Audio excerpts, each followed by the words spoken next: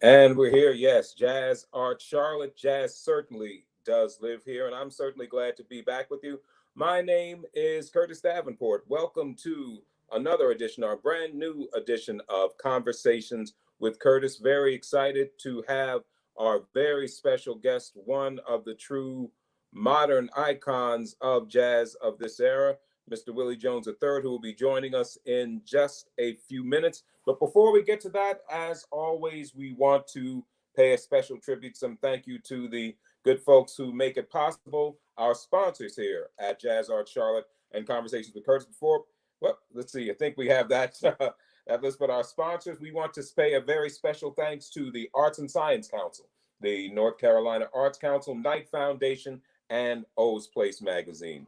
Thank you to all those good people and good organizations for making shows such as Conversation with Curtis possible and making jazz here in Charlotte possible. We thank you for your support. Also, in addition, we want to thank all of the donors who make it possible, those who come in at all those different levels, our supporters, our sustainers, our benefactors, our maestros, our arrangers, our composers, and yes, the soloists, the aficionados, all of you, thank you, and the corporate supporters as well. All of you see listed, we truly couldn't do it without you, and we thank you all for your support of jazz and support of the great programming at Jazz Art Charlotte. So as I said, we want to get on to our special guest for the evening. As you can see, I'm back in my normal place, back in my studio. Last month, I appreciate all of you hanging out with me last month as we did it kind of on the fly, you know, going around different places and different buildings to make sure we got the show on. But we're very glad to be back in our normal place, home sweet home at this point, Kurt Jazz Studios. And so we'll bring in our very special guest at this point. He is another man with so many slashes under his name. I guess we can say drummer, educator, producer, record label owner, and so much more. A true Renaissance man of modern jazz. If you would please join me in welcoming, with his latest album on his own WJ3 Records, please join me in welcoming Mr. Willie Jones III. Mr. Jones. How you doing, Kurt? Hey, man, you know, Thanks I for am having doing, me. hey, man, thank you for being here. You know, been a longtime admirer of you, your album, I should say, your record label, your artistry, everything else that you do for this music that we call jazz. So thank you for spending a little time with us. First of all, I'll ask you just in general terms, how you doing, man? Oh, I'm doing well. I can't complain. It's raining right now in Yeah, same Brooklyn. here. uh, Thunder and lightning, but besides that, everything's cool. The weather's nice, you know, and I'm doing well. No complaints. I'm still able to make music, and hopefully things are opening up a little bit for me. Hope so. Hope so. You know, so we'll talk a little bit about that and so many things. But once again, I guess we'll get a start out. Well, even before, we're going to talk quite a bit about Fallen Heroes, your fantastic new album on WJ3 Records. But before we get to that, for those who aren't familiar with you, let's talk a little bit about your background, how you got started in the music. Now, I know you're in Brooklyn right now, but I Yes. know you're originally from Los Angeles. Born and raised in Los Angeles. Yeah. All So, right. so I'm from the West Coast, LA, and my father was a jazz musician, piano player, and yeah, I come from a musical family. So, Okay. uh, my mother sang in church. I grew up in church. Me Um, too, man. and yeah, exactly. Yeah. So, and then also I grew up around the local jazz scene around LA, you Mhm. know, because I was around my father, and so I got to go to a lot of rehearsals and some jam sessions. So yeah, from a very early age, I knew I wanted to be a jazz musician. I wanted to be a drummer specifically. I just gravitated naturally to the drums, Okay. and that's what I've been very blessed to be doing it for a living right now. All right. So drums has always been your instrument, as I understand. It wasn't a thing like some cats would say, well, I started out here and switch to drums, but drums has always been your instrument of choice. Is that correct? Always, always. I mean, I never, you know, like my father played piano, so I know he was trying to get me to study piano. But I didn't have the discipline for that. But I just naturally took to the drums, and my first instrument, still my instrument after all these years. All right. Now, I heard something once somewhere, and I don't know how this is possible. Would you consider being considered one of our modern masters? I heard that you were once considered the worst drummer in your school. Could that be possible? Well, I mean, yeah, I I was technically, you know, that's when I got to high school. Yeah. Which was like a blessing in disguise, because that's when I joined the marching band, and you know, the drum line, and it's all about technique, and so I mean, I could swing a little bit at the drum set, but you know, drum line, it's all about, okay, how clean are your double stroke rolls and your rudiments and all that. And yeah, I mean, I learned very quickly that I was the worst drummer. And, you know, so my first year I had to carry the bass drum. I was in the bass drum line, you know. Yeah, then after that, the next level was tritoms, and then the best drummers played snare. But it was good, because I mean, it was a reality check, and then it forced me to get serious about really developing technically as well as musically. Right. So you used that, I guess, when they put that on you, you use that as an inspiration to bring you to the next level, to step the game up. Is that true? Yeah, basically. Yeah. All right.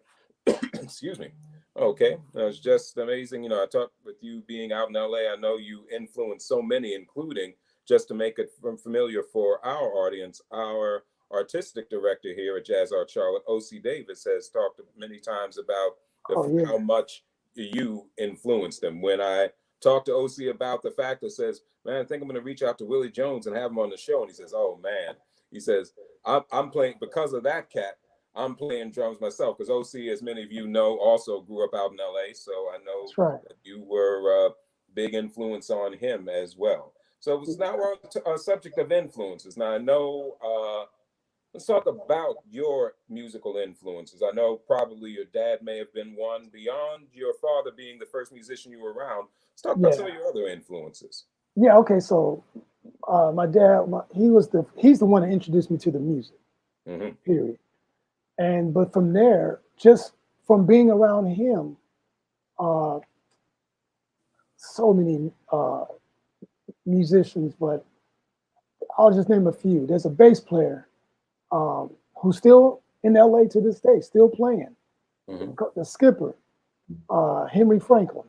Yeah, all right. Yeah, right. Yeah, he's one of the earliest influences, because again, he's the first person I ever saw that I can remember playing bass. So like, my father would take me by his house, you know, early, and when I was very young, and they would just play tunes for hours. So Henry Franklin he's one of my early influences. A drummer named Donald Dean. Yeah, that's the skipper right there. There he is, yeah. Donald Dean, drummer. Lawrence Marable. Yeah. Another drummer. And there's another drummer named Billy Moore. Yeah. He played with Ray Charles in the 60s. He actually gave me my first pair of drumsticks. You know, so I mean, these are the first people that I was around that, you know. And then I mean, as I got a little older, Oscar Brashear, George Bohannon, and tons of, I mean, the Clayton brothers, John Clayton, Jeff Clayton. Jeff Clayton, yeah. When I first started really trying to play, they were some of the first people who hired me, the Clayton brothers. And a drummer named Ralph Penland, great drummer, he passed. I used to sub for him a lot when I was first starting to play. And James Newton, he's one of my major influences. And he was my teacher at Cal Arts when I was in college. And then later on also Tootie Heath, who I actually studied with when I was in school. Oh, all right. Yeah, and Great then man to also, study with, man. yeah, a master, and then also Billy Higgins, Yeah. who probably, I mean, he's one of the, uh, yeah, he was like a mentor, teacher, uh, and all the young musicians in LA who serious about music, Hmm. or basically came through his performing arts space, which is still exists to this day, called the World Stage. Okay. So uh, yeah, and that's just to name a few. I'm sure I'm forgetting. Uh, also I can't. My high school band director, Hmm. uh, David Sears. He's a huge influence on me. Um, maybe next to my father, he probably like the second biggest influence. David Sears. But there's tons of people. I mean, I've been very blessed Hmm. to be around a lot of musicians in LA, and like Teddy Edwards, Yeah. um, and Dugu Chancellor, uh, yeah, Joe LaBarbera. I mean, um, yeah, I can. I mean, it's a long list. I can go on and on, but that's just to name a few. Yeah. You know, I'm glad you pointed out Ndugu, there. I know on your new album, I mean, the first track out is a very nice solo that you do in tribute to Ndugu Chancellor, who left us very recently. So it yeah, was, too soon. That's right. yeah, way too soon. There's so many of the cats there. One thing before we get off the subject of influences, just want to, I guess, compare what you're talking about to something that we heard from another great jazz drummer who happened to have a very fine pianist as the father. That's T.S. Monk. I love the story that he tells about how he got his first drum lessons. He says, I told my dad I wanted to play the drums. He says, and I said, my dad he said, you want to play the drum? He said, he went to the phone. He said, he called up Max Roach and said, Max Roach, you the greatest drummer in the world. I'm going to send my son over to you. Want to play drum? So, excuse my bad monk impersonation. But so he said, so there I was suddenly, an hour later, I'm sitting in Max Roach's apartment learning how to play drums from Max, Right. one of the greatest of all time. Now, That's right. did you have, maybe not with a Max Roach, but did you have one of those experiences with your father when you decided to play? Was there any type of cathartic No, moment there where he sent you to someone or what have you? no. It was. Um, I mean, I just, you know what? I think it was for me. It was more so. I was like beating on before I had drumsticks. I was probably they said, because I don't even remember this, Hmm. but my parents said I was beating on the couch and the sofas with forks and knives. Wow. Like, and I guess they noticed that I had rhythm. Hmm. You know, beating to the music. So then that's when they my father went to Billy Moore, who he was making gigs with, and told him to come, look at me and watch me. And he exactly, yeah, that's Yeah, Billy. there he is. Uh, he gave me a pair of sticks, my first pair of sticks, and it just organically, my father put the music in front of me. They gave me a practice pad, and yeah, I just sort of grew into it naturally. Um, and then eventually, I mean, fast forward, when I got to junior high school, my father started taking me to Clarence Johnston, who I forgot to mention. Yeah. Okay. He was actually my first official drum teacher, you know. Um, and but to answer your question, though, it was more just of an organic thing that evolved. I just, Mhm. they saw that I had rhythm. They got me some drumsticks and practice pad, and I used to play the records, Okay. and stuff. I love to play. I didn't love the practice. I didn't like the practice. Ah, and So I just, until you got to high school there. yeah, until I found out how bad I was. Well, he certainly is something that, no doubt about it, you have overcome to a great deal to whatever they had said about you back then.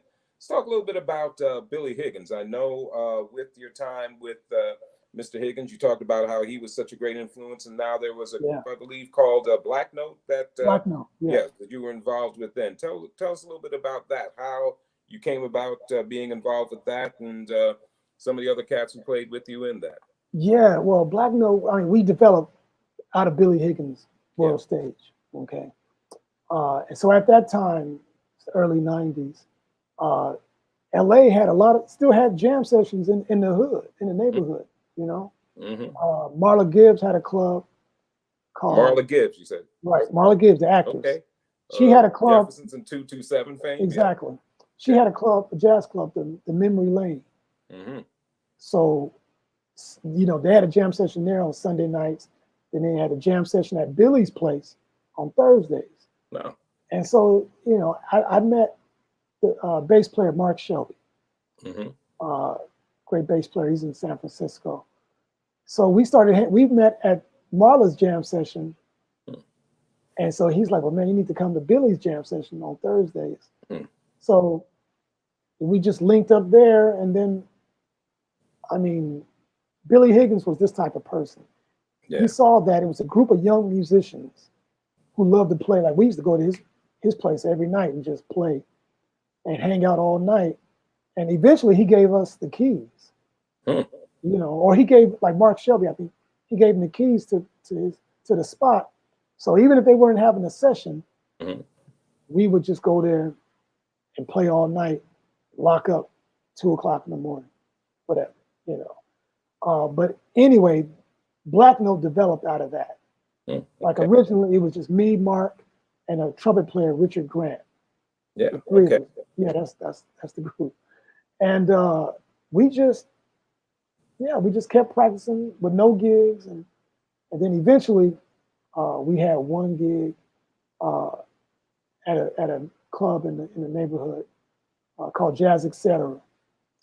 And yeah, we just and Billy was like our mentor. He was watching over us, and like whoever was in town, right? Like sometimes Cedar Walton would come by and show us his tunes, right? And then maybe next week it would be Barry Harris.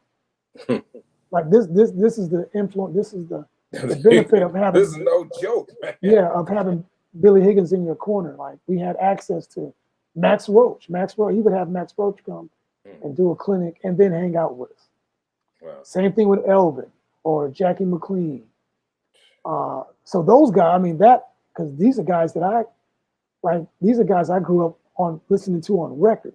Yeah. But at this point, because I'm under Billy, I'm meeting these people, you know, in person, like hanging out with them. So Black Note developed out of that. Like we saw, you know, and Billy was always telling us, like, you guys stick together and start a group. And he actually produced our first recording. Okay. On his label. He had a label. Is. Yeah, he's the greatest. Billy Higgins, World Stage Records. And so yeah, we developed through Billy, the World Stage, and we had a good run. We 5-6 years, and then we eventually got signed to Sony. Yeah. And we made a record for Sony, and then we made a record for Impulse. Okay. And yeah, I mean we got to go on tour and open for Wynton Marsalis. So it was great. I mean, 5-6 years, we had a good run, you know. And, sounds like you did. Yeah, that was the Black Note. Good experience, a great experience. Yeah. Okay. Let's talk a little bit about, you talked about touring and being on gigs. I know your first big gig, as you say, big break, whatever you want to call it, was when you played with Arturo Sandoval. Yes. So can we talk a little bit about, Willie, how you got involved or how you met Arturo? Was it through Billy Higgins? Was it through other contacts? How did you first come in contact? No, it was definitely through other contacts. Okay. So I was going to Cal Arts. Yeah. Like the same time that Black Note was developing, and I was starting to do, a few people were starting to call me around LA. Myself and Mark Shelby, we started attending Cal Arts. And Tootie Heath was a teacher there. James Newton was a teacher there. Charlie Hayden was teaching there. So this, so yeah, that was the that's what was happening at that time. I was classmates with Arturo's drummer at the time. Oh, okay. Evron Serfati. I was Hmm. trying to think of his name. Uh, I was we were classmates, and so he asked me. He said, "Well, I got a 6-week tour with some other band.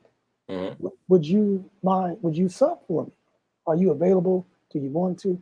And at that time, I had no experience. I had never played any type of Latin jazz or anything, and so I was like, "Man, you know, I don't know if I'm qualified. I don't have any experience musically playing with that style." Yeah. So he assured me that everything would be cool because Arturo had just made a Clifford Brown tribute record. Um, Yes. Yes, I remember it now. yeah, Mm. so he was playing stuff like Cherokee, Yeah. Sandu, and Dahoud. So sure enough, I did the tour. It was like maybe a week or two, and then maybe a few months went by. Long story short, for the next year, I was subbing whenever everyone couldn't make it. Mm. I would Arturo would call me, and then eventually, maybe 2 years later, he actually asked me to join his band, and that was like my first uh, road gig, like where I'm on the road all the time. Hmm. You know, so that was how I got with Arturo, and I played in this band for 3 years, maybe 3 years, 3 or 4 years, something. Okay. But I mean, that was a great experience for me. I mean, it just opened my mind up even more so that okay, I have to.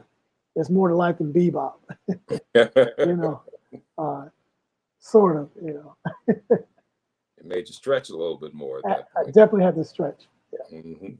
Let's talk about another famous trumpeter that you've been associated with, and also that you pay tribute to on the album, who left us far, far too soon, and that is the late great Roy Hargrove. Now, I know you played with Roy for quite a bit of time. Talk a little bit about how you first became involved with Roy and how he influenced you musically. Uh, well, as far as influence, um, like the whole time when like Roy's group, all the young musicians, whenever Roy would come to LA with his Hmm. band, all the young musicians were there. That was the group to check out. So and I was no different. So I mean that was my favorite group, Roy Hargrove. And this was maybe 6 years before I even moved to 5 years before I moved to New York. Okay. So I was always a huge fan of his. I had all his records and uh, and eventually I got to know guys in his group just from being on the road. Like I would be on the road with Arturo, Hmm. and just you come across people at different jazz festivals Hmm. and whatnot. So anyway, so in a way, Black Note we modeled Black Note after Roy Hargrove's group, Oh, wow. like Roy Hargrove's group and the Harper brothers. Mm. Yeah. Another Like great, those great man. exactly like Yeah. even Higgins was like, you guys should check out the Harper brothers. Like Yeah. that was so yeah, Roy was like that was it for me. That's a drummer's gig, you Oh, know. yeah, man. And so even while I was playing with Arturo, and I love playing with Arturo. Like, that Hmm. was a great gig for me, great learning experience, great times. But I mean, I had my eye. I was watching Roy the whole time. Yeah. That was a thing where in the back of my mind, I'm like, well, if I ever got the opportunity to play with Roy, that's that's what I was exactly. That's what I was thinking about. So, as time, things happen in their own time. Yeah. You know, timing is everything. So, I was getting ready to move to New York, and then uh, I don't know. I think maybe Kareem Riggins, who was the drummer at the Yeah. time, he was leaving. Okay, so I heard he was leaving. He was going to leave to go play with Ray Brown. Okay. So I called his manager, Roy's manager, and I asked him about it, you know.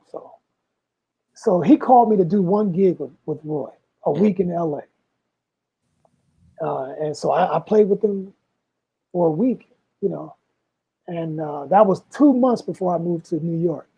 Wow, okay. So from that, and this was maybe April of '97. So it just happened that I moved to New York 2 months later. I'm still playing with Arturo. And then Roy, they were, you know, his manager would call me every now and then for gigs. Like I hadn't joined the band. They hadn't asked me to join yet, but, you know, like maybe once a month or once every other month, they would call me to make one gig or 2 gigs here. So anyway, fast forward, maybe 7 months later into the next year, I played the Vanguard with Roy. And that's when it kind of like officially snowballed to where I'm the drummer. So then that's when I left Arturo's group and in '98. And then from that point, I was with Roy for 7 years, 8 years, something like that. Now throw in another name, maybe another bold-faced name in the middle of all this. When you were with Roy, did the time with Roy come before or after your time with the great Horace Silver? In between. Okay. It was in between. So it happened like this. Like I moved to New York. I'm still playing with Arturo. But Horace asked me to join his band. Right? Yeah. So of course I'm like, yeah, of course. Well, he asked me to do it. He asked me to do a tour. And I'm like, of course. And so he was set to go out the summer of '97, I believe. But then he got sick. And so you know, he didn't do that tour. And so I was still playing with Arturo. And then like maybe Roy called me for like one or 2 gigs. But I wasn't his drummer. And then in the fall of that same year, fall of '97, I believe, Horace asked me to go back on the road with him, and he was planning to do a record. Yeah. So I'm still in Arturo's group. I'm doing little spot gigs with Roy. But Horace, I went on the road with Horace for like maybe 2 or 3 weeks, and then we did a record. Like I believe it might be his last record. Yeah. Jazz has a sense of humor. Yes. Okay. Impulse. Yes. Right. So Horace happened basically in between. I hadn't officially joined Roy yet, and then I was still playing with Arturo, and then with Horace, I was just able to work my schedule where I was able to work with Horace for like 3 weeks, 3 weeks or a month or whatever. But yeah, that's jazz history right there. Yeah. I mean, I'm listening to you, bro, and you are like living cat's dream like that. You overlapping Arturo Sandoval, Roy Hargrove, Horace Silver all at the same time, man. So impressive, Yeah, that's a dream come true. Oh yeah, man. Horace Silver. Let's give our audience just a few minutes, or at least about a minute or so sample for those of you who aren't familiar with the work of Mr. Willie Jones III. I believe we do have a sample of one of his drum solos available here that we'd like to share. So if we have that clip at this time, we'd like to share with our audience who don't believe what we're talking about, see, hear, and believe a little bit of the artistry of Mr. Willie Jones III.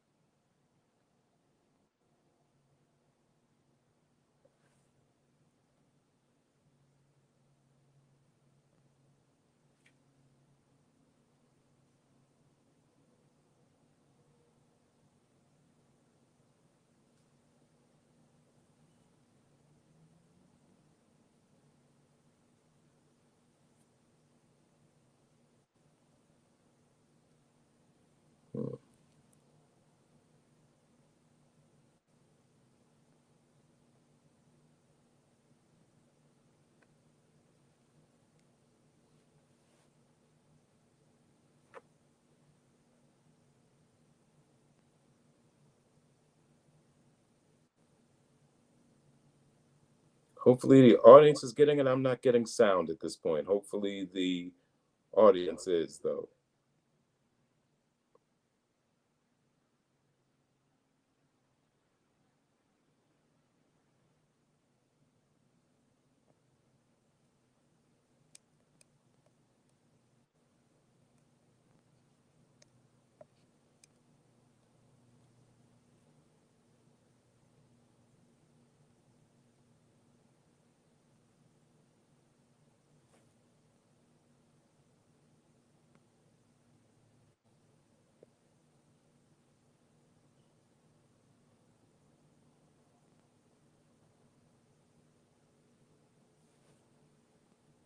Sorry about that. It looks like you were doing a lot of work up there, brother, but I don't think the sound translated over to the audience. So for that, we apologize. Hopefully, we'll be able to get that on some of the clips coming up. But that gave us a little bit of a break there and transition since we've gotten into the late 90s around getting around toward the 21st century.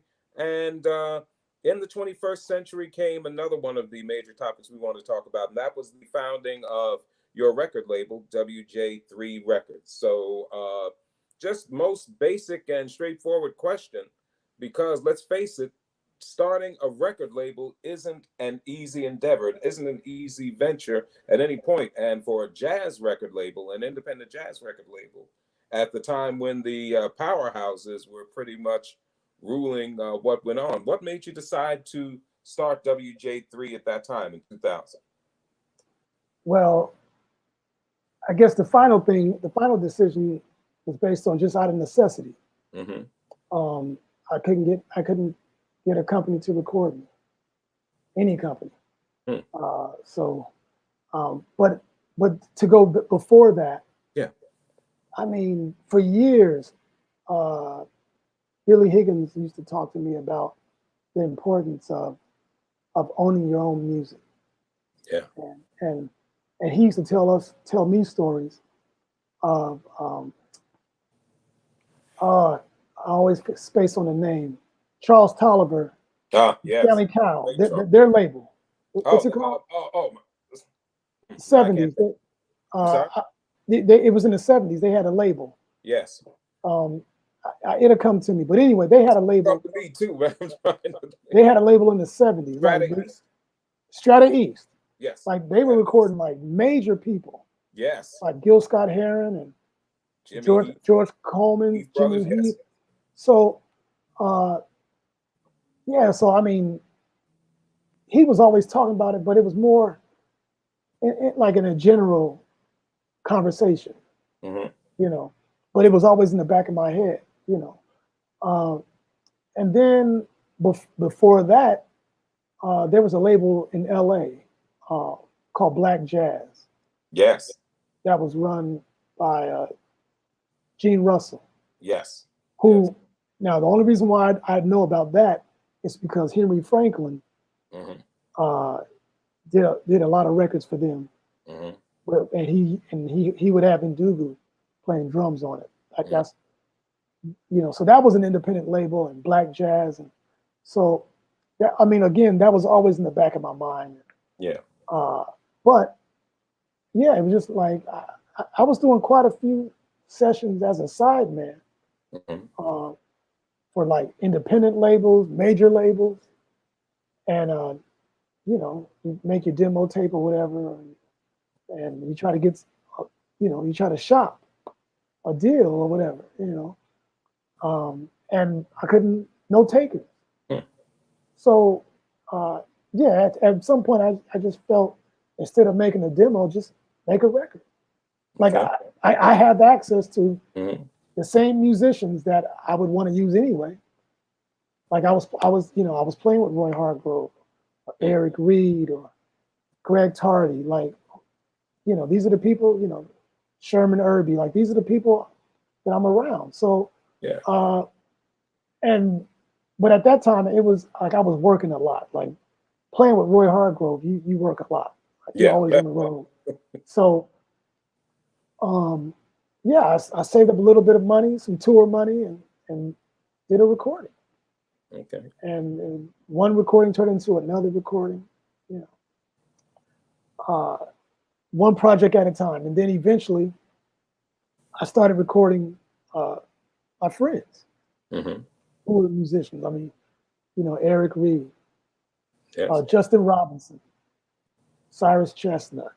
Yes. So, and that's what, for me, in my mind, my thinking, that's when I really started thinking of myself as like, oh, okay, this is a real independent label. Mm-hmm.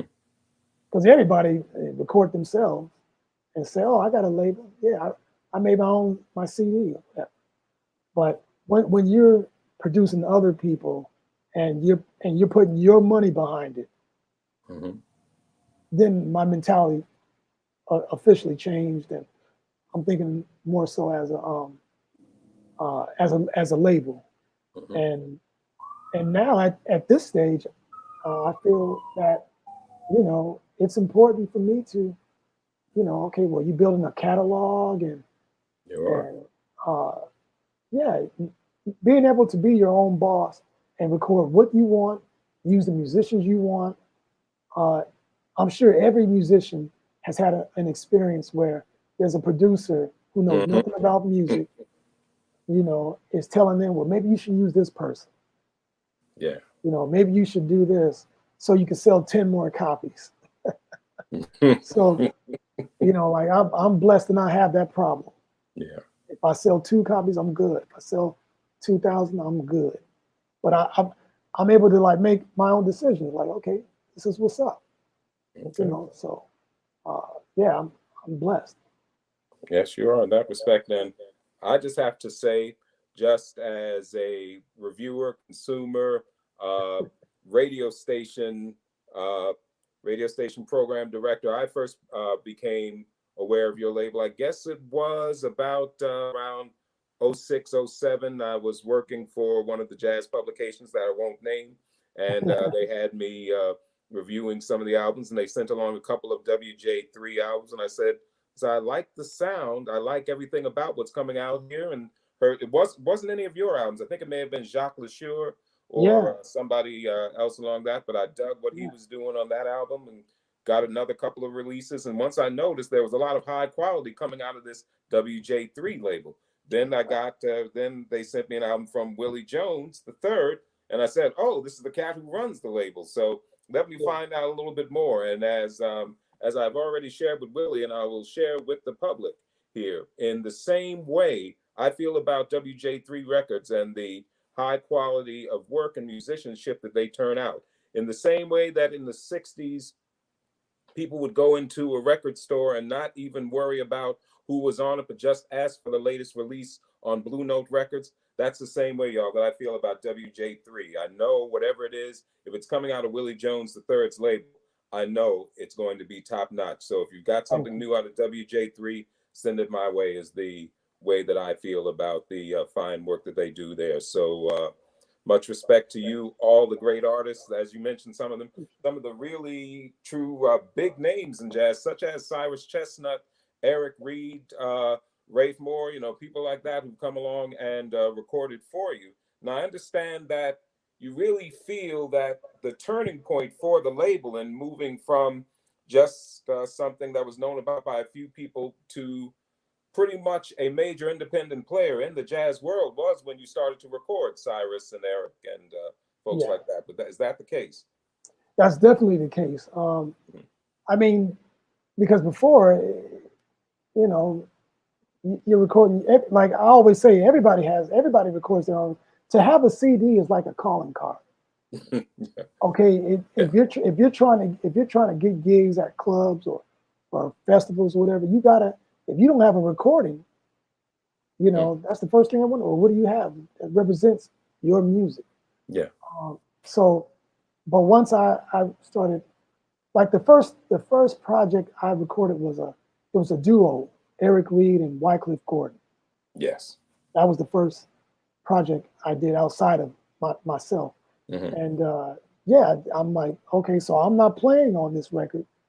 I'm just behind the board, you know, and I'm in charge of the production and I'm putting it out. I'm putting the packaging together, you know, everything. So, and then also I must say, I like the process of making recordings.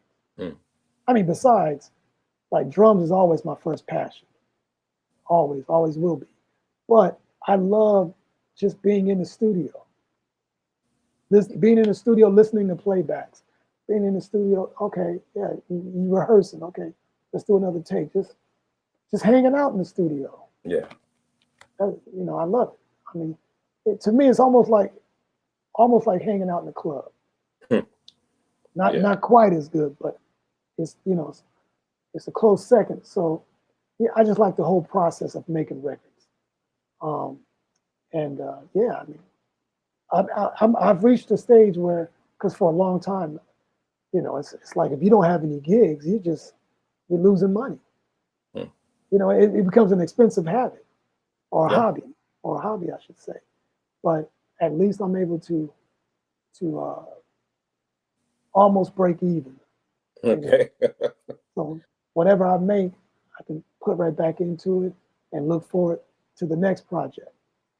Which and for jazz, that means you know, you winning.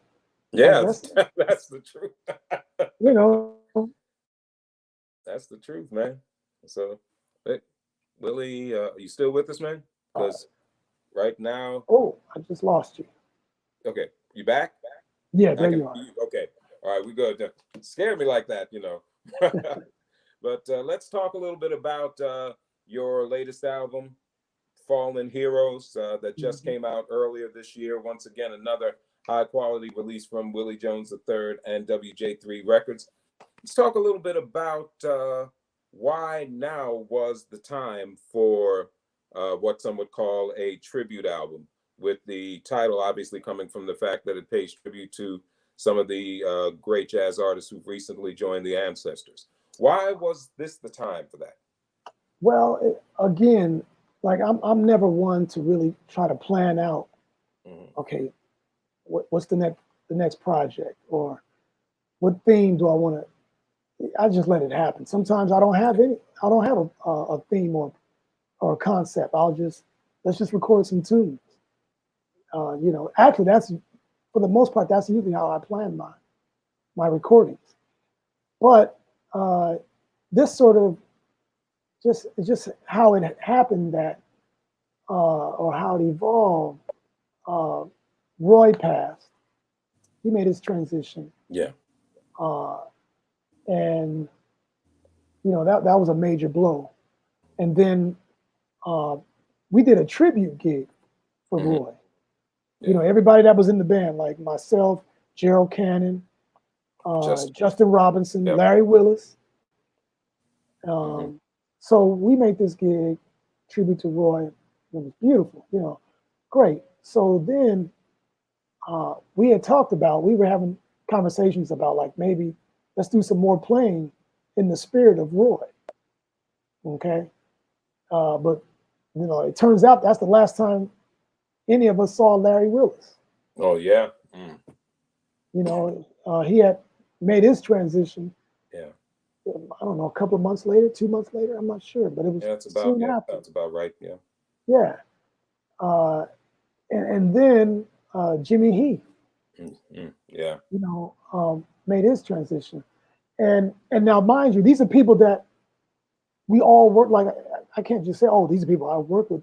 Everybody that's on the record pretty much played with Roy or is influenced by Roy. Okay. Yeah. So it was like a family situation. And I say fallen heroes because these are soldiers. Like Roy was a soldier. Jimmy Heath, a soldier for Great decades. Like, yes. you know, so, and I mean, yeah, so it was important that I felt, okay, these are the people we want to celebrate, you know, and then in Dugu, that came in like, I did a gig in LA shortly after his passing, you know, and just on the fly, I felt it would be fitting if I did like a drum solo. And I'm not one much for like doing like a special drum solo type thing. But yeah, I just felt it would be, I felt the vibes, you know, or the spirit to celebrate him by opening the set doing the drum solo. Yeah. And so one thing, you know, that always stuck out with me, he plays drums on Baby Be Mine. That's a Michael Jackson cut. Yeah. Off a Thriller. Yes. So if you listen to the opening drum fill, it's a jazz lick. It's a jazz fill. Yeah, I heard like it's straight ahead. That's a straight ahead. That's a straight ahead jazz phrase, right? But then he goes into the groove. So you know, and the funny thing is, from the first time I first heard that, that's what I felt. This is before I knew it was him. Before I knew it was Ndugu. But anyway, I felt like, okay, that's what I want to do. So I just made up a little solo based around that figure, you know. And then I started doing that on certain gigs, you know. And then I thought it would be a great thing to add it to the recording. You know, like that's the last thing I recorded on the session was that drum solo, even though it opens the record. Opens the album, yes. You know, but I mean, but these are like, again, Ndugu is like a personal hero. Like, I mean, someone like Tootie Heath and Billy, those are my heroes. Matter of fact, stylistically, that's who I'm influenced by. But Ndugu, I actually saw him play drums up close and personal from the time I was like 5, 6, you know. So, I mean, yeah, it was fitting that I add a solo on the record and add him to he's a hero. Yeah. You know, as far as I'm concerned, a soldier. And then, Jeff Clayton. Yeah. Oh, yeah. You know, but we had already basically, the record had already been done, had been finished, but he's another soldier who had made his transition. You know, so yeah, it was a family situation where I'm like, you know what, because I'm not the biggest, I'm not really that big on tribute projects, but I just felt this is something that was close to me and close to everybody that was involved in the project. You know, Renee Newville, great vocalist. She, like, we performed together with Roy for years, and even though she's only on one cut, it's a song that Roy wrote the music, and he wrote the lyrics. So yeah, it's just something that evolved and it grew organically, and yeah, I'm proud of it. You know, as well you should be, sir. It's a very fine tribute to, again, many of the soldiers of jazz who have recently joined the ancestors. Definitely worthwhile picking up Willie Jones III, Fallen Heroes on WJ3 Records. Outstanding release. If you still, I know a lot of cats don't play CDs anymore, so, you know, if you're still old school like me and you have the CDs, pick it up on CD, or definitely through Amazon, through Apple Music, through the other places that you can purchase, as I always talk about, not just listen, that you can purchase the album. That's how you support the artist. People talk about how do we support artists, especially during these COVID times when gigs are fewer for a lot of artists. Then you love their music. Don't just listen to it. Don't just stream it. Even though my station runs on streaming, I encourage people that listen to anything that I stream, if you dig it, go out and buy it. So that's what I'll encourage you to do as well. And I've been seeing it's about 10 minutes before the top of the hour. I see that the chat is growing full. So what I'm going to do is I'm going to jump into the chat here.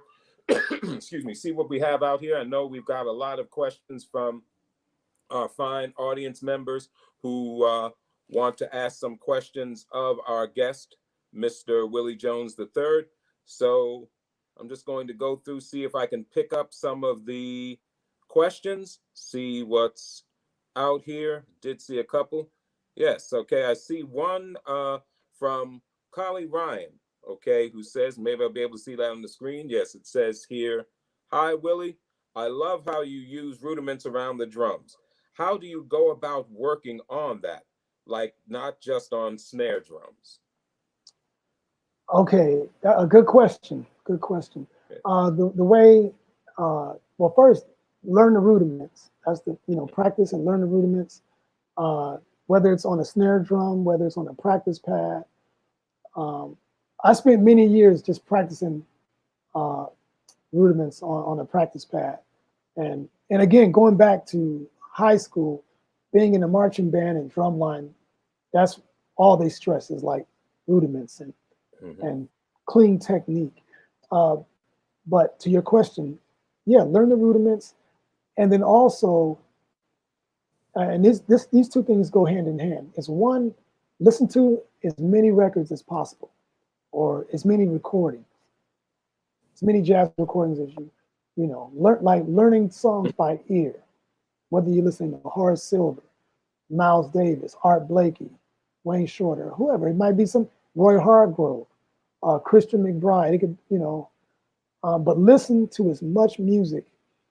And while you're doing that, also, once you learn the rudiments well enough, then also you can try to divide the process of dividing the rudiments around the drum set. You could start with, just take one rudiment. You could start with the single paradiddle, and how you playing it on one drum, on the snare drum, and then you can practice playing it between the snare drum and the floor tom. And just that's it. Like, don't go any further than that. Then once you, I don't want to say once you've mastered it, because it's a lifetime process.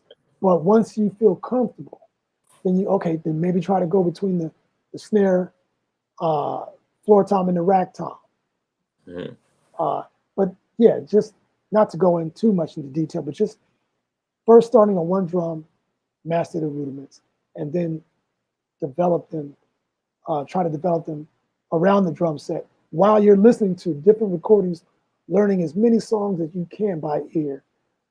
Why? Because then, you'll be able to, when it comes time to solo, and just instinctively you'll play more musically. And then also when you're soloing, it'll make the process easier as far as implementing those rudiments, whether it's paradiddles, flam accents, single drags, what have you. Okay. Thank you for that answer, and thank you for the question.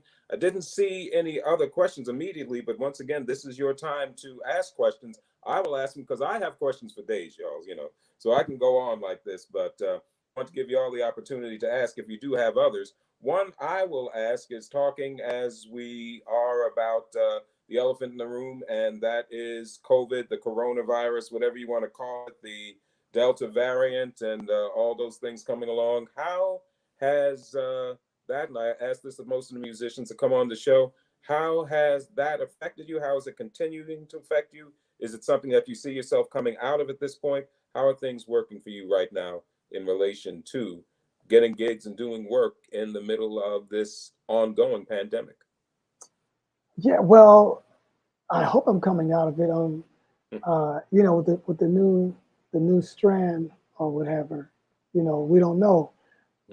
But yeah, I mean, as with everybody else, with the shutdown, I mean, I had to tighten my belt. Last year, I was booked solid. Yeah. I played Birdland March of last year. Okay. With Steve Wilson. I believe it was Steve Wilson. Yeah. That was the last gig. And, but I was booked from the end of March through September. Like my book was filled up, and everything canceled immediately. So yeah, like everyone else, I had to tighten my belt, and you have to adjust. I mean, for the past 10 years I've been teaching. I've been very fortunate to teach at Northwestern. So that helped a lot, even though we had to switch over to teaching over Zoom, Mm-hmm. with the internet. But that helped a lot. And you know, in some ways, it was tight, but in some ways, it forces you to become more disciplined because you have to think about, okay, what am I going to do next? Mm. You know, like initially I thought, okay, maybe 4 or 5 months and everything will be back to normal. You know, and then 7 months later, you don't know when the end is in sight. Mm. You know, and even now, like we don't know. Yeah. Okay, is there going to be another shutdown? Like Mm. we don't know. I mean, so and yeah, I mean, I just had to tighten my belt and really strategize on what am I going to do now? What do I want to do? I mean, I was teaching online for the next 3 months, and I had just recorded 3 records Mm-hmm. leading up to the shutdown. So I had 3 records in the can, Mm-hmm. Including Fallen Heroes actually. Actually, I take that back. Fallen Heroes was only half done. Okay. When the shutdown happened. Mm-hmm. So yeah, I mean, what was I doing during the shutdown? Like, I finished the record. Okay. Yeah, like that. I mean, yeah, you know, I could either close shop and hold on to the little money I have, or let's go for it. Let's put it out. You know, put the music out. Like, if there's ever a time to put some music out, it's then. Yeah. Now. So that's exactly what I did. I mean, we did half the record in January, the first half. Mm-hmm. And then shutdown was last March of 2020. And then in December, right in the middle of the shutdown, we went back in the studio, all masked up and everything. Yeah. And we did the second half of the record. Okay. And yeah, that's what I've been doing. You know, I had a couple of false starts. You know, like I had a couple of people reach out to me about going to Europe, like Spain and Italy, and of course it fell through because I mean, yeah, it just wasn't right.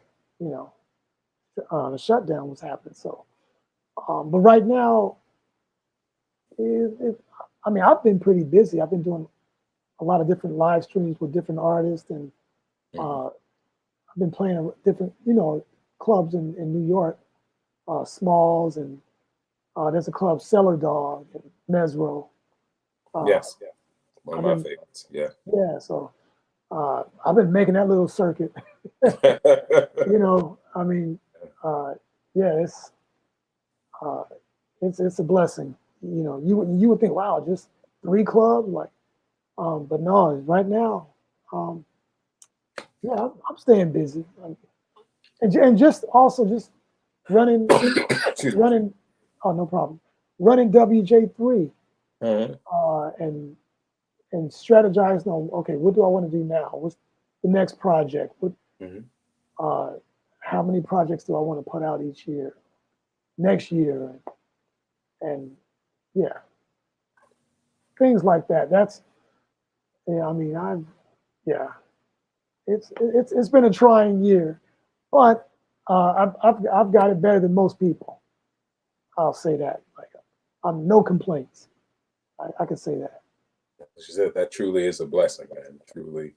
Truly is. So, just I guess one more question to wrap up from my perspective. We kind of started talking about it as you were answering our friend's question just a minute ago. But in closing, since we are very much an educational, we are an educational forum here at JazzArts Charlotte. Our main mission being our work with the young people who are looking to further their careers and further their education in jazz. Would you have any advice for young musicians who are interested, or even specifically young drummers interested in being straight ahead jazz musicians? What kind of advice would you give them for going forward in their careers? Well, the first thing I would say to them is to make sure that this is what you want to do. Make sure that this is what you're passionate about. Like I always ask my students in the beginning, like the first lesson, I always ask, Where do you see yourself in 5 years? Where do you want to see yourself in 5 years? Okay, you don't know. What about 2 years? If you don't know in 2 years, if you don't know where you want to see yourself in 2 years, you got a problem. Especially if you're already in college or 21. But yeah, I would say make sure this is what you want to do, and as a drummer, if you play drums and this is what you want to do, you're passionate about it, I'm like, go for it 110%, because everybody else, so many people are trying to play everything else but jazz, or trying to do everything else but swing, that you can always work. You like the belief is, well, you can't really make any money. There aren't many gigs. No, there's plenty of gigs. All the other gigs, the other styles of music is where there's tons of people trying to play that way. Those are the styles. So, but it really comes down to how you feel about like any music, any style. So if any young musician, if you're passionate and really love the music that you're doing, playing, then I would say just go for it 110%. And whether you're making a lot of money, whether you're making no money, $50, whatever. Yeah, that's my best advice. Because if you go about it like that, you're gonna make it. Yeah. Okay. Well said. Well said. Great advice to bring us toward our close of our hour here. I want to say once again, before anything else, a very special thank you to Willie Jones III. And we're honored to have you here to take time out of what I know is a very busy schedule to spend an hour with us and talk about what's going on. We do greatly appreciate it. I do, and I speak for all of us here at JazzArts Charlotte by saying how much we appreciate it. So thank you, my brother, for coming in and joining us this evening. Thank you. Time well spent. Yes, oh, yeah. Well, I hope so. Definitely was for me, and I hope it was for you as well. Want to also remind you that Willie Jones's latest album, Fallen Heroes, of course, Fallen Heroes being a tribute to the artists, some of the true heroes of jazz who are no longer with us, who have recently left us. That very fine album is available in CD form, also in all digital platforms, all digital platforms, iTunes.